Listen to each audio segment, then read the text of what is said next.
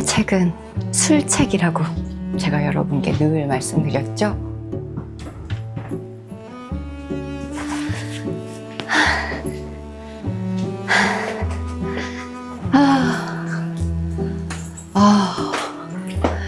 풍경이 너무 좋네요.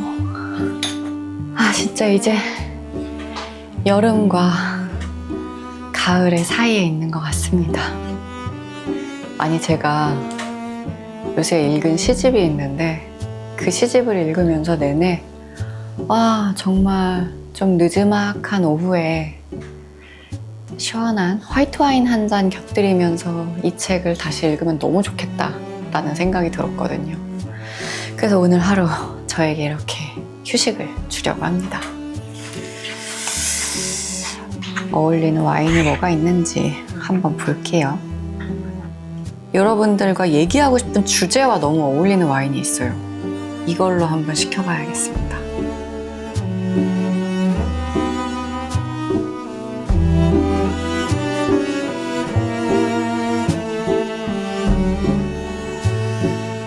제가 오늘 여러분들과 나누고 싶은 이야기의 주제가 바로 이 와인에 쓰여 있습니다. 너무 귀엽죠? 이 피프가 불어 슬랭으로 와인 한 잔? 와인 냄새? 이런 뜻으로 쓰인대요. 그러니까 사랑과 와인 한 잔인 거예요.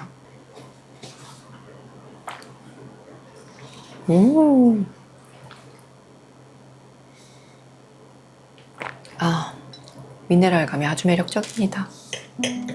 그래서 오늘은 책과 의자 사이가 아니라 책과 술과 의자 사이, 또는 책과 의자 사이와 술 한 잔 정도 되겠습니다. 그러면 한번 오늘의 주인공을 꺼내볼까요? 언제나 함께하는 저의 아이패드. 그리고 오늘의 주인공, 짜잔. 오늘은 여러분과 가볍게 술 한잔 하면서 책 이야기를 나눠보도록 하겠습니다. 이 책은요, 정호승 시인이 쓰신 편의점에서 잠깐이라는 시집인데요. 오랜만에 제가 책을 읽으면서, 저는 원래 책에 연필로 줄을 치는데 이번에는 이렇게 형광펜으로 줄을 그어놓은 부분이 꽤 많았어요. 그 이유는 오랜만에 좀 필사를 해볼까? 라는 생각을 하게 만들어준 책이라서 일단 이 시인분에 대해서 소개를 조금 해보자면요. 저희 아버지랑 동갑이세요. 1950년 백호띠시고요. 그리고 지금까지 꾸준히 이제 시를 적어오신 정말 한국 서정시의 대가라고 표현할 수 있을 것 같은데요. 저는 선생님이 쓰신 그 동화집을 읽은 적이 있는데 지금도 되게 강렬하게 기억에 남는 게 그 은빛 연어라는 제목의 동화였거든요. 근데 그 동화 속 이야기가 이제 연어떼들이 이제 강물을 거슬러서 이제 막 올라가요. 근데 그 은빛 연어가 이제 폭포 앞에서 몇 번을 폭포를 뛰어오르다가 이제 진짜 너무 힘들다, 난 안 되겠어 라고 이제 포기를 하는 순간에 갑자기 은빛 연어가 사랑한 금빛 연어가 폭포 위에서 은빛 연어에게 한마디 말을 건넵니다. 은빛 연어야, 사랑해 라고 금빛 연어가 폭포 위에서 외치니까 은빛 연어는 힘을 내서 다시 폭포 위로 올라갑니다. 요즘 사실 위로가 필요한 순간들이 많잖아요. 이런 좋은 글, 정말 사람만이 줄 수 있는 어떤 서로의 삶에 대한 깊은 이해가 있는 글을 읽으면 더 깊이, 더 단단한 위로가 되지 않을까라는 생각을 했어요. 오늘 저를 이 자리에 있게 만들었던 한 시가 있습니다. 한번 여러분들께 읽어드려 볼게요. 술잔을 앞에 놓고. 술잔을 앞에 놓고 우는 사람을 보면 그 사람 곁에 가앉고 싶다. 술잔을 앞에 놓고 눈물 흘리는 사람을 보면 그 사람과 말없이 술을 마시고 싶다. 술잔을 앞에 놓고 울다가 웃다가 술잔을 바닥에 떨어뜨리는 사람을 보면 그 사람의 술잔이 되어주고 싶다. 술잔을 앞에 놓고 우는 사람을 보면 그 사람 술값을 내가 계산하고 싶다. 나도 사랑도 돈도 없이 빈 술잔을 앞에 놓고 혼자 울던 때가 있었다. 저는 이 시를 읽고서요, 남의 아픔에 공감할 수 있는 사람은 나도 그렇게 아파보고, 나도 그렇게 굶주려 보고, 나도 나의 바닥을 본 사람들 뿐이구나. 그렇게 생각하니까 갑자기 삶의 위기들과 좌절들이 어떻게 보면 내가 사랑하는 사람들한테 나중에 내가 한번 손 내밀 수 있는 그런 계기가 아닐까? 라고 생각을 하니까 좀 더 마음이 따스해지더라고요. 아마 여러분들 이 구절 읽어드리면 다들 나 이 시 들어봤는데? 하고 아실 거예요. 울지 마라. 외로우니까 사람이다. 이미 아시겠죠? 외로우니까 사람이다 라는 시집에 실린 수선화에게 라는 시인데요. 여러분들께 짧게 읽어드려 볼게요. 수선화에게. 울지 마라. 외로우니까 사람이다. 살아간다는 것은 외로움을 견디는 일이다. 공연이 오지 않는 전화를 기다리지 마라. 눈이 오면 눈길을 걸어가고 비가 오면 빗길을 걸어가라. 저도 이 외로우니까 사람이다라는 구절을 너무 제가 당연히 알고 있어서 언제 들어봤지? 그랬더니 제가 중학생 때 이 시집이 출간이 됐었더라고요. 정호승 작가님의 시는요, 외로움도 사랑도 그리고 좌절도 희망도 이 모든 것들이 결국에는 인간답게 살아가는 과정이라고 우리한테 얘기를 하고 있어요. 그래서 제가 나약한 모습을 보이면 스스로 굉장히 질책하고 막 못나하고 이런 게 있었는데 이 시집을 읽으면서 조금 못날 때도 괜찮아. 이것도 다 내 회복을 위한 시간이야. 제가 그런 생각을 하는 걸 보니까 이 글은 나약한 우리한테 다시금 몸을 일으켜 세울 그런 작은 힘을 주는구나 라는 생각이 들었습니다. 나는 어떤 때에 좌절했었고 어떤 때에 성장을 했었나 생각을 해봤는데 사실 그 순간이 함께 있었더라고요. 그러니까 제가 마냥 이렇게 우상향으로 성장하지 못했어요. 항상 이렇게 가다가 푹 떨어지고 나면 여기서부터 이제 어떤 동력이 생기나 봐요. 그래서 그 다음에 한 계단, 두 계단, 세 계단 이렇게 위로 점프를 하고 그렇게 생각하니까 저를 좌절시킨 모든 순간들이 되게 고마워지는 거예요. 그래서 좌절의 순간에도 늘 아름다움이 있다 라는 생각을 했는데 제가 이 시집을 읽으면서 저의 그 순간들을 떠올렸던 이유를 시집 마지막에 적혀있는 시인의 말을 읽으면서 왜 이럴 수밖에 없었는지를 다시금 느꼈습니다. 정호승 작가님은 이렇게 얘기합니다. 지난번 슬픔이 택배로 왔다 출간 이후 더 이상 시를 못 쓰게 될 줄 알았다. 50여 년 동안이나 시를 써내 시의 샘이 말라버렸다고 여겼다. 누가 그 샘을 파묻어버린 게 아니라 아예 수언지가 고갈되었다고 여겼다. 그래서 한동안 시를 안 쓰셨대요. 근데 시를 쓰지 못한다고 생각을 하니까 굉장히 슬프셨나 봐요. 그래서 그래도 내가 이 시인의 삶을 시인으로서 마치기 위해선 그래도 하루하루 시를 써나가야지 라고 생각을 하면서 다시 시를 쓰기 시작한 것만으로도 그 말라버렸던 시의 샘이 어느덧 조금씩 물이 차오르고 이 시집이 3년 만에 나오게 되었다고 합니다. 여기에는 총 125편의 시가 실려 있고요. 그 중에 100편이 이제 미발표된 신작 시예요. 여러분들도 책을 읽으면서 그 책에 좋은 구절을 적어두거나 아니면 휴대폰으로 사진들을 찍으시나요? 저는 좋은 구절이 있으면 꼭 안 까먹으려고 그걸 찍어놔요.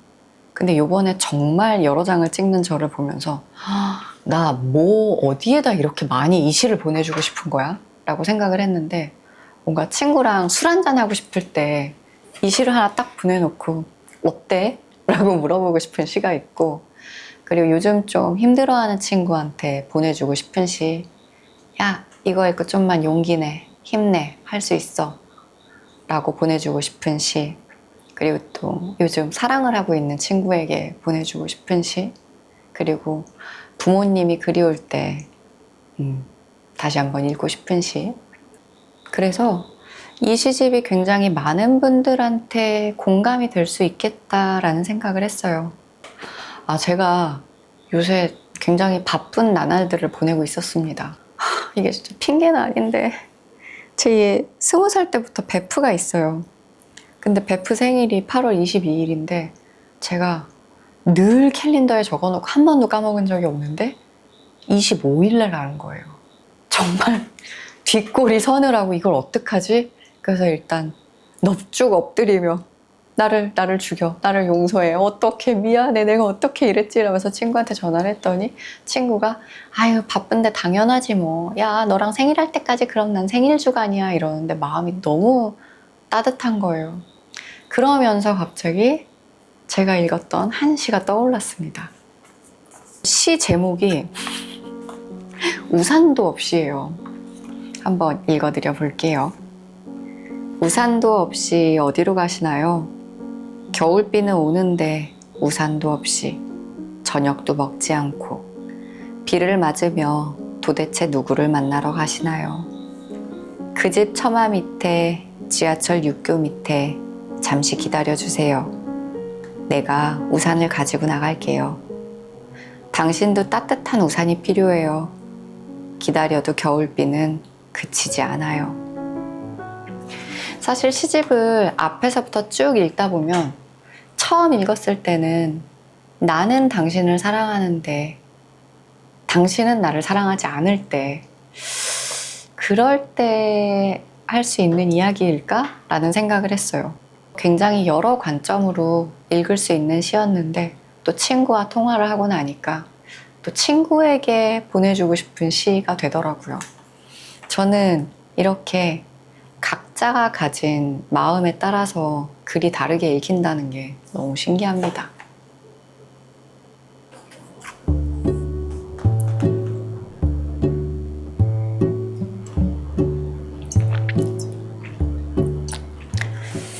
정말 옮겨 적고 싶은 시가 너무 많다. 사랑을 안다는 것과 사랑을 한다는 것은 전혀 달라요. 당신은 사랑을 알고는 있었지만 사랑을 하지는 않았어요. 이건 이제 이별한 친구한테 보내줘야 되는 시거든요. 작가님의 시는 굉장히 일상적이고 그 일상 속에서의 위트와 그리고 공감이 있습니다. 제가 약간의 완벽주의와 잘해야 된다는 강박 같은 것 때문에 어릴 적 쓰던 노트를 보면은요, 앞장이 한 8페이지 정도 보통 찢어져 있어요. 처음부터 잘 쓰고 싶어가지고 못 쓰면 그 페이지를 찢는 거예요. 정말 그 시절에 조금 빡빡하던 청아에게 이 시를 너무너무 읽어주고 싶어요. 그냥 포기하고 싶어요. 아니면 저 진짜 망했어요 라고 느끼는 분들이 있다면, 그런 친구가 있다면, 아니면 지금 이걸 듣고 계신 우리 모카 식구들이 그렇다면 잠시만 눈 감고 그냥 한번 이 시만 들어주시면 좋을 것 같아요. 제가 여러분들에게 따뜻한 위로의 마음이 전해질 수 있도록 한번 잘 읽어보겠습니다. 엎질러진 물. 엎질러진 물도 물이다. 엎질러진 물도 마셔야 한다. 엎질러진 물 앞에서 울 필요는 없다. 물은 엎질러졌을 때 가장 깨끗하고 맛있다. 나는 그동안 물을 엎질렀을 때 가장 목이 말라 엎질러진 물을 마시지 않은 적이 없었다. 엎질러진 물도 엎질러진 뒤에는 강물 따라 흐른다. 고요히 강의 바닥을 만나기도 하고 때로는 흙의 가슴을 만나 꽃을 피운다. 제가 스스로 회복했던 순간, 그리고 성장했던 순간은 항상 바닥이었다고 했잖아요. 이 시를 읽으면서 나 지금 바닥이야 라는 그 바닥이 이렇게 따뜻하고 편안할 수 있나? 라는 생각을 했거든요. 네, 지금 나 진짜 바닥이야 라고 생각하시는 우리 모카 식구들이 있다면 우리는 지금 꽃을 피우기 위해 잠시 바닥에 내려온 겁니다. 여러분들한테 읽어드리고 싶은 거를 이렇게 밑에를 하나하나 접으면서 읽어가거든요. 이 편의점에서 잠깐이라는 제목은 왜 지어졌을까 궁금하신 분도 분명히 있을 것 같아요. 바로 그 이유는요. 편의점에서 잠깐이라는 시가 이 책 안에 있기 때문입니다. 제가 배우라서 그런지 몰라도 정말 한 편의 영화 같은 시였어요. 그래서 제가 이 책을 읽고 감독님 이거 정말 우리 영화로 찍어야 되는 거 아니에요? 편의점 의자 앞에서 찍고 싶어요. 그때 감독님은 청아 나도 그 생각을 했고 나는 원래 술을 안 하는 사람인데도 이 책을 읽으면서 술 한 잔이 하고 싶어졌어. 이 장면이 너무 재밌어요. 딱 한 10분 안 되는 짧은 이야기로 정호승 작가님한테 아예 스크립트도 써주시면 안 되냐 해서 창비 보고 있어요? 창비 보고 있어요? 아니면 진짜 편의점에서 한잔 할까요? 편의점 의자에서? 그러면 너무 좋겠다는 생각을 들게 해준 책이었어요. 네, 그러면 여러분들께 편의점에서 잠깐을 읽어드리면서 저는 또 다음 에피소드로 찾아오겠습니다. 편의점에서 잠깐. 늦은 밤 편의점 계산대 앞에서 당신을 만나다니. 당신은 맥주를 사러 왔고 나는 라면을 사러 왔는데 편의점 계산대 앞에 줄을 서서 죽기 전에 잠깐 당신을 만날 수 있다니. 내가 그토록 사랑했던 당신은 아직도 겸손의 손으로 캔맥주를 들고 당신이 그토록 미워했던 나는 교만의 손으로 컵라면을 들고 그리운 눈인사를 나누며 아직도 사랑하는 척 부모님 안부를 묻는다.